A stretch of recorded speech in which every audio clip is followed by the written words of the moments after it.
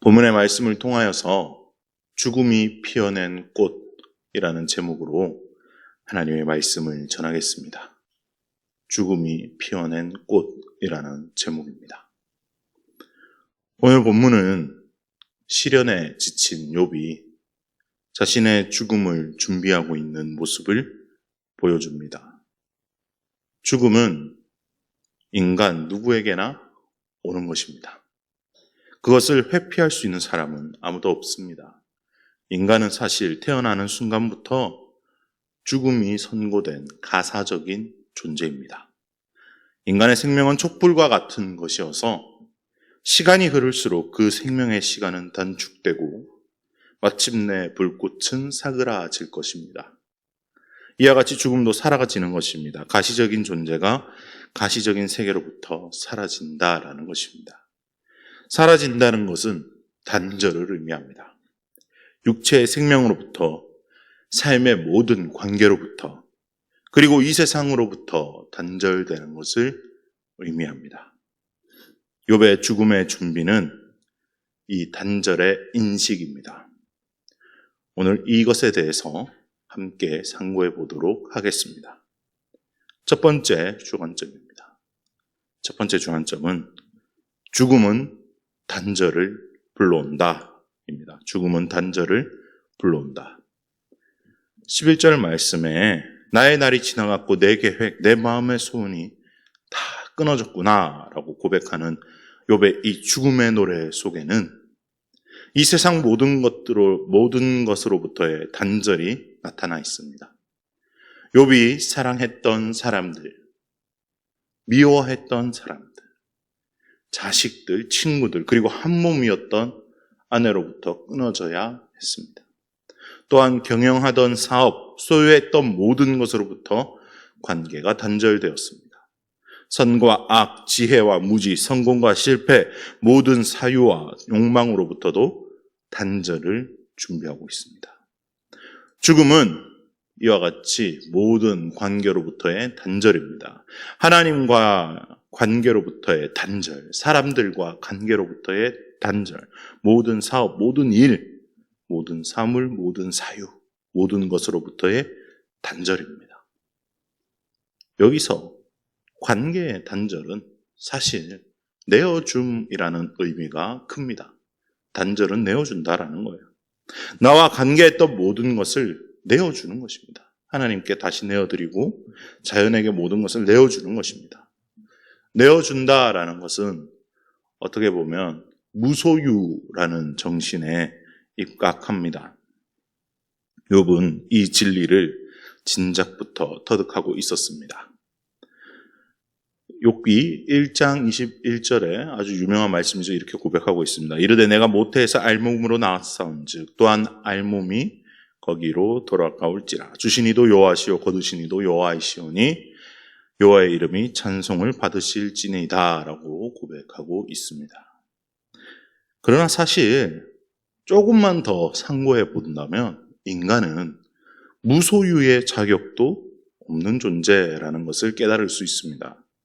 만물의 소유자는 원래 하나님 한 분이시고 우리 모든 인간들은 다만 청지기에 불과하기 때문입니다. 관리인들에게 소유의 개념이 해당하지 않습니다. 관리인들이 관리하는 물건을 소유하려 든다면 배임과 횡령에 해당합니다.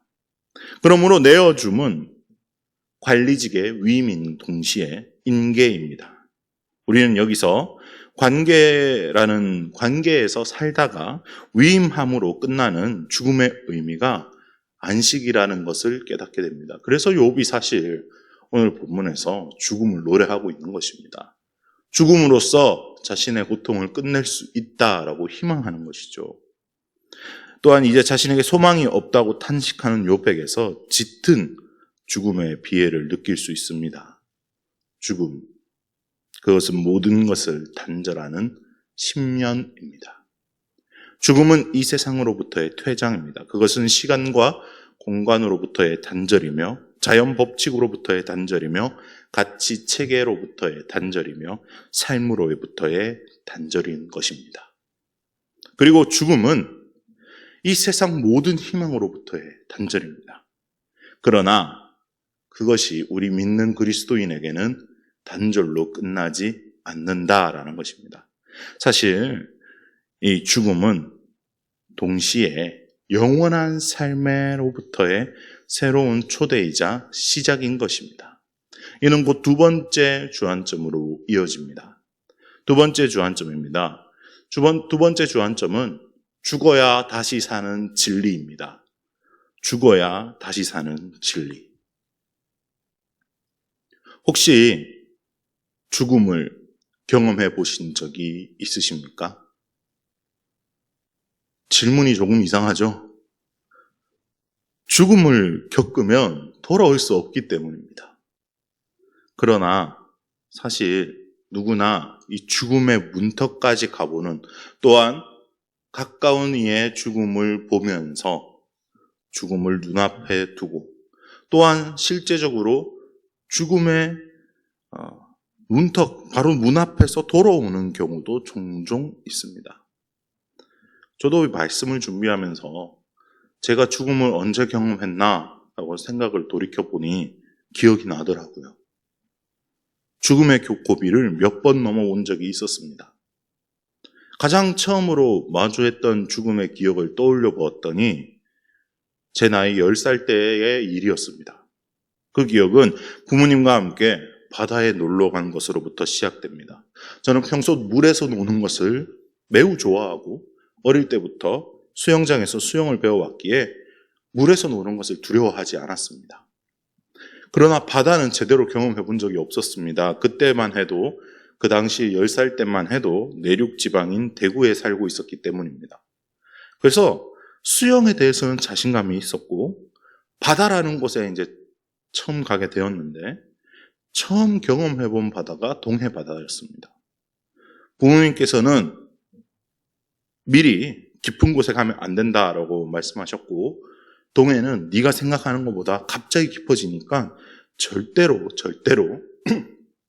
멀리 가면 안 된다라고 말씀을 해주셨습니다.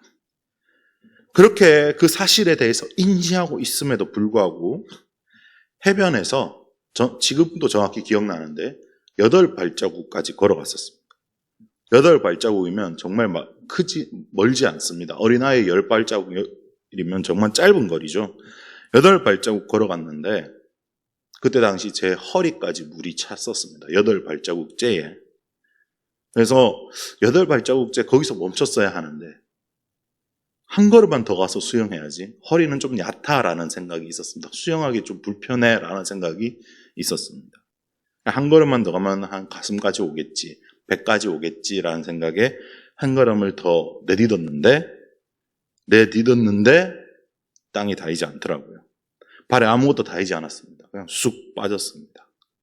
당황했지만 수영에 자신 있던 저는 곧바로 수영 태세를 갖추고 해변가를 향해 전력으로 수영하기 시작했습니다. 한 30초 정도 수영을 했을까요? 이제는 안전한 곳에 다다랐겠거니 하고 다시 발을 살포시 내려놨는데 여전히 닿지 않는 것입니다. 그때부터 약간 죽음의 공포가 몰려오기 시작했습니다. 왜 제자리지? 나는 전력으로 수영했는데 수영장에서 30초면 레인의 끝까지 갈 수 있었는데 왜 앞으로 나가지 않았지? 하면서 다시 전력으로 수영을 하기 시작했습니다. 그러지 말았어야 하는데 겁이 나서 전력으로 수영을 했습니다. 진짜 있는 힘껏 수영을 하고 이제는 닿겠지 하고 발을 내렸는데 그대로인 것입니다. 그때부터는 패닉이 왔습니다. 호흡은 이미 전력으로 수영을 해서 가빠질 대로 가빠져 있고 수영할 힘은 남아있지 않고 발이 땅에 닿지 않는다는 사실 때문에 엄청난 공포가 밀려왔습니다. 제 시야에는 아직 해변에서 짐 정리를 하고 계시는 부모님이 보였지만 제가 허우적대는 것을 못 보고 있는 것 같았습니다. 저는 죽을 것 같아서 바닷물을 먹어가며 아빠라고 크게 외쳤습니다. 바닷물을 먹어가면서 불렀기에 소리가 잘 들리지 않아서 전달되지 않는 것 같았어요. 저는 이대로 죽는 건가? 라는 생각을 했습니다. 물론 아버지께도 다행히 저를 발견하셔서 죽지 않고 살아서 지금 이 자리에 서 있습니다만 저는 그때 처음으로 죽음의 고비를 한번 넘겼다라고 생각이 듭니다. 그 뒤로 저는 어떻게 됐을까요?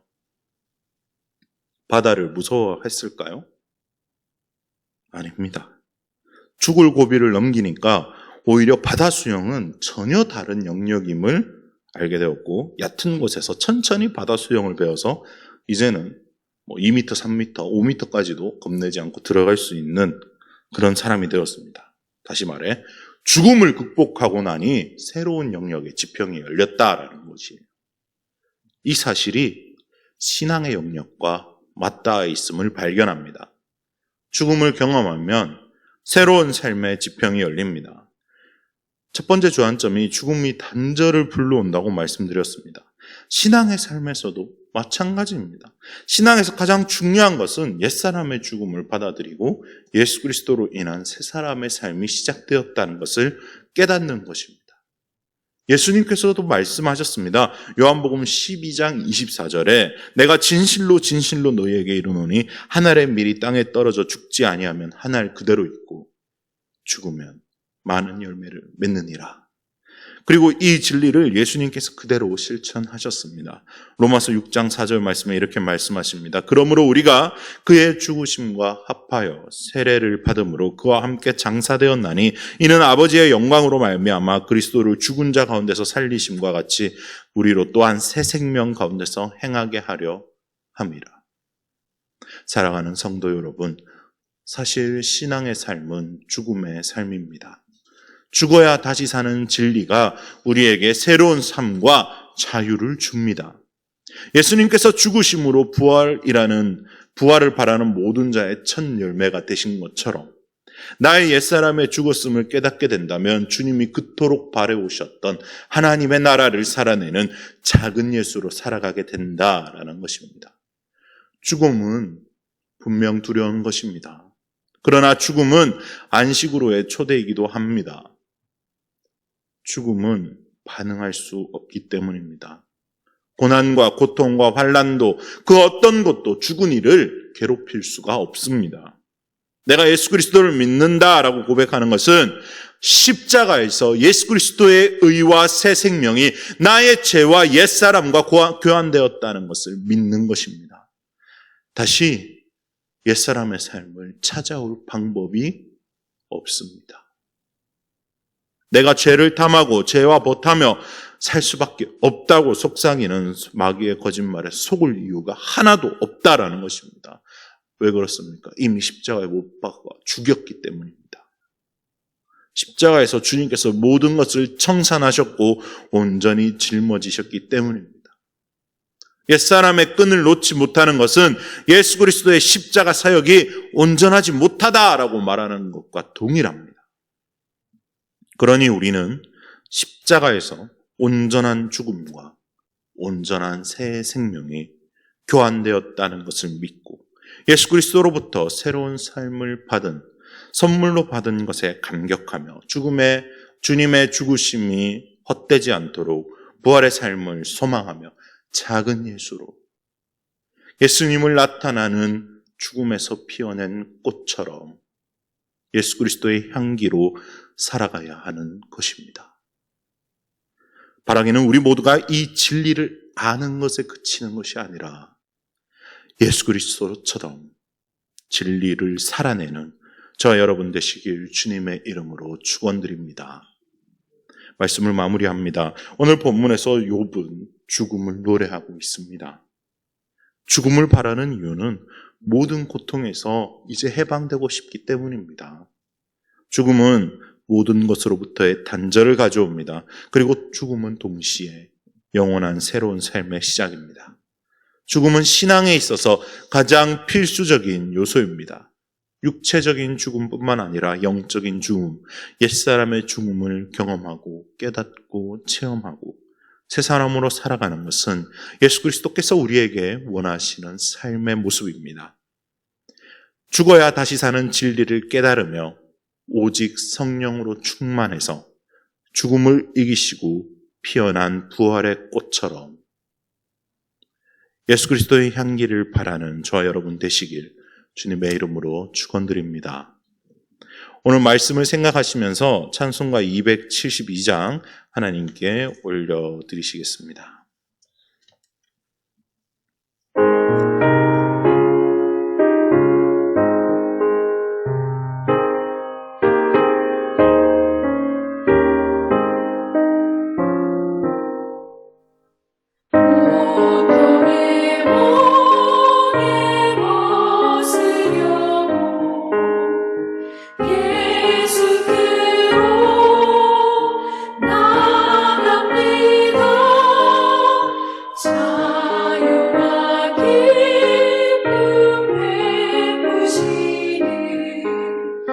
주께로 갑니다.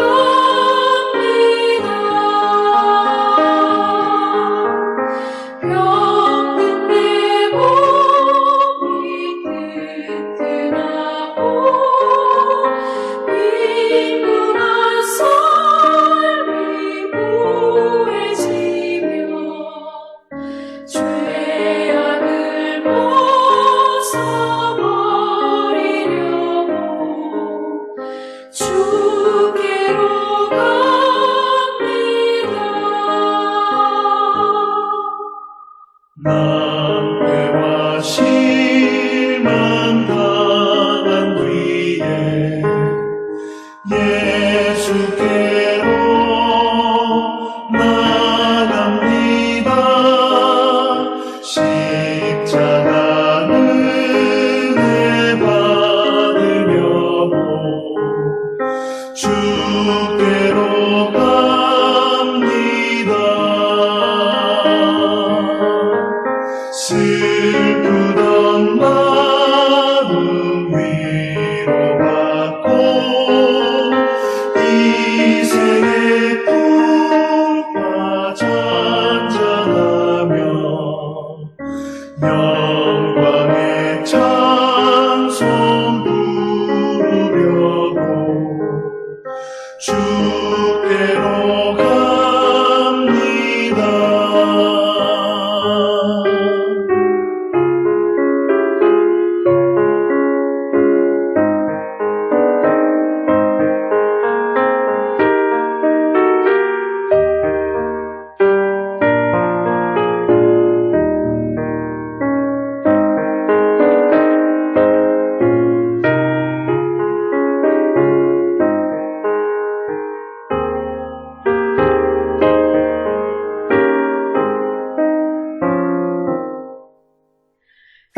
교만한 마음을 내버리고 예수께로 나갑니다. 복 되신 말씀 따르려고 주께로 갑니다.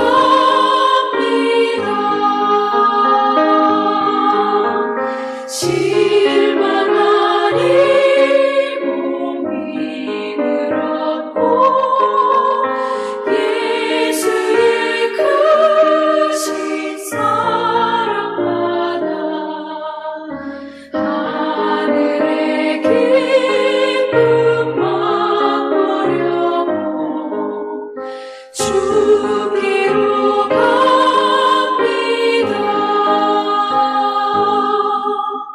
죽음의 길을 벗어나서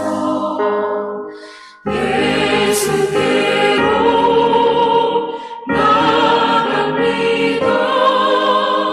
영원한 집을 바라보고 주께로 갑니다.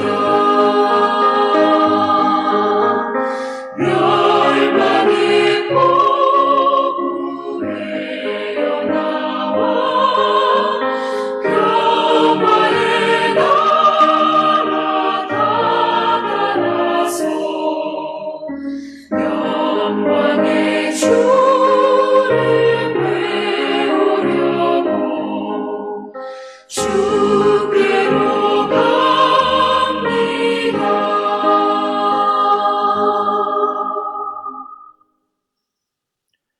이제는 부활의 꽃 되신 우리 주 예수 그리스도의 은혜와 하나님 아버지의 극진하신 사랑과 성령 하나님의 기름 부으심이 이제 옛사람의 죽음을 깨닫고 또 새 사람으로 살아가기를 다짐하는 모든 주님의 권속들에게 지금부터 영원까지 함께 하시기를 간절히 축원하옵나이다. 아멘.